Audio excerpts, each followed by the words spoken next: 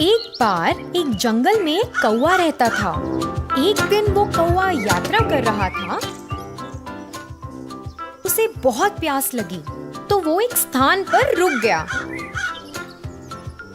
और आसपास पानी की तलाश करने लगा, मगर उसे पानी नहीं मिला। प्यास के कारण वो बहुत कमजोर हो गया था, पर उसने हिम्मत नहीं हारी और जंगल के आसपास पानी ढूंढने लगा।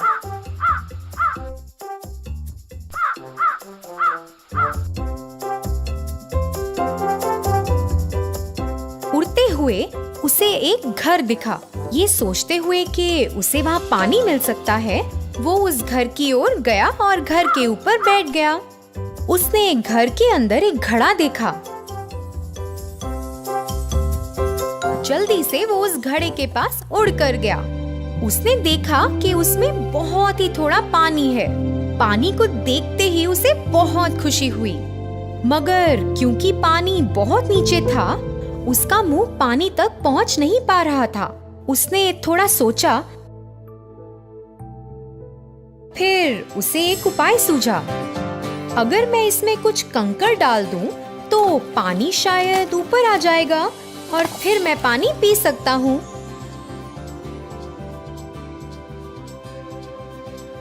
जल्द ही वो कुछ कंकड़ की तलाश में लग गया। उसे कुछ कंकड़ मिल गए। उनके पास जाकर उसने एक एक करके कंकड़ उठाने शुरू किए। फिर घड़े के पास लेकर गया और उसमें डालने लगा। पानी थोड़ा ऊपर आया, पर अभी भी वो पहुंच नहीं पा रहा था।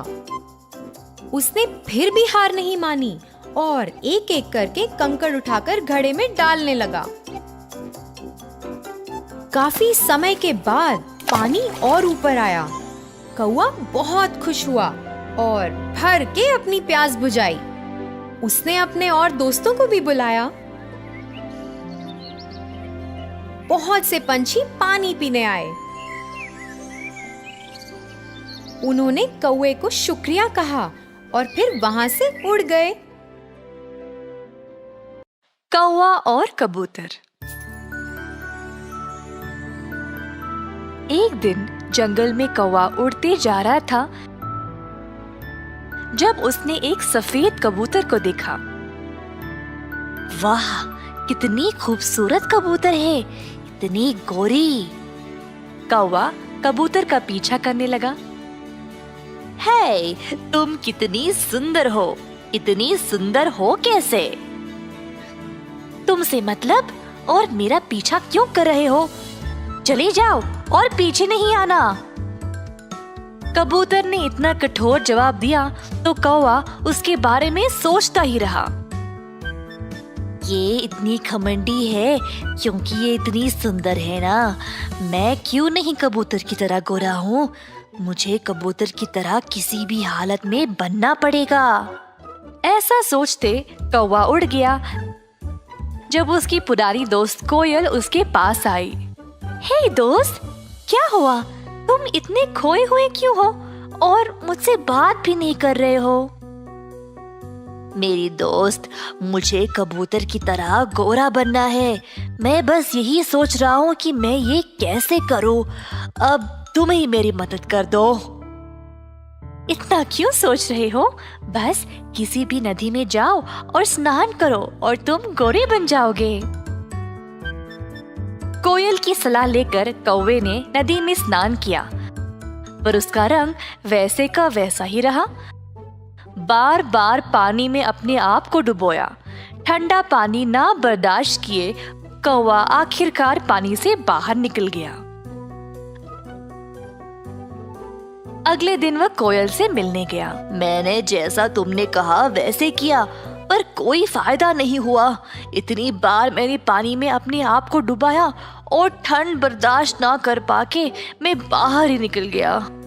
ओह, तो तुम गोरे नहीं हुए? हाँ? कोयल फिर से सोचने लगी। ठीक है, इस बार तुम कोई आटे के कारखाने पर जाओ और अपने आप को सफेद मैदा में डुबोना, फिर शायद गोरे हो जाओगे। कौवे ने ध्यान से कोयल की बात मानी और उड़ चला आटे के कारखाने की खोज में।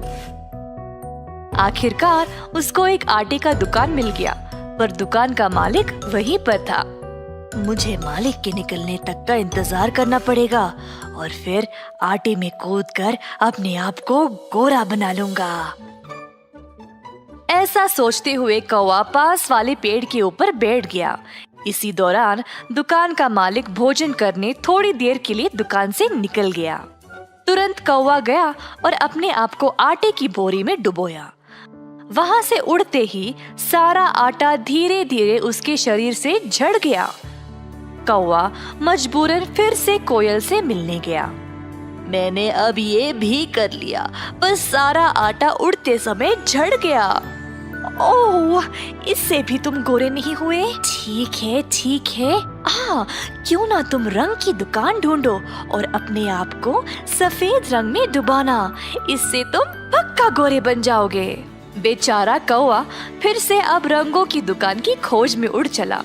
उसको अंत में सफेद रंग मिल गया और खुश होकर अपने आप को रंग में डुबो दिया। ऐसा करते ही वो पूरा सफेद हो गया।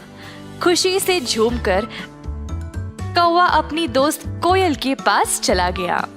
मेरी दोस्त, क्या तुमने मुझे पहचाना? मैं हूँ। जैसा तुमने कहा मैंने वैसा ही किया और देखो, मैं अब गोरा बन गया हूँ।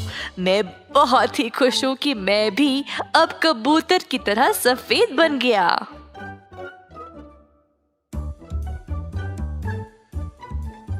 अब कौवा अपने आप को कबूतर को दिखाना चाहता था। देखो, मैं तुमसे भी ज्यादा गोरा बन गया हूँ। तो मुझे क्या है अगर तुम मुझसे भी खूबसूरत क्यों ना बन जाओ? हा, तुम्हें तो जलन हो रही होगी ना, क्योंकि मैं सच में तुमसे ज्यादा सुंदर बन गया हूँ। ऐसा बोलकर कौवा वहां से उड़ गया। जैसे जैसे दिन बीतते गए, सफेद रंग अब धीरे धीरे मिटने लगा। कौवा अब कुछ अजीब सा लगने लगा। वो ना कौवा जैसा था, ना कबूतर जैसा। बाकी के सारे पक्षी उसको अजीब तरीके से देखने लगे। जब कौवे ने अपनी परछाई पानी में देखा तो उसको बहुत बुरा लगा। मैंने कबूतर जैसा बनना चाहा और खुद ही एक मजाक बन के रह गया। मैं ना कौवा जैसा हूँ, ना कबूतर जैसा, और मेरे किसी दोस्त ने भी मुझे रोकने की कोशिश भी नहीं की। अंत में कौवा को अपने किए पर पछतावा होने लगा।